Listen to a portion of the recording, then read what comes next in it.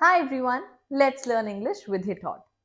Stop using very good and start using amazing, incredible, fantastic, marvelous, wonderful.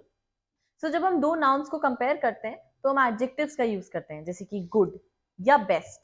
So आज हम लोग degrees of comparison की बात करने वाले हैं. Good, better, best. Little, less, the least. Much, more, the most. Big, bigger, the biggest. Old, older, the oldest. So some abbreviations that you must know. Let's learn. FAQ, frequently asked questions. RIP, rest in peace. BBQ, barbecue. QR code, quick response. MBA, Masters of Business Administration. RSVP, please respond. PhD, Doctor of Philosophy. PDF, portable document format.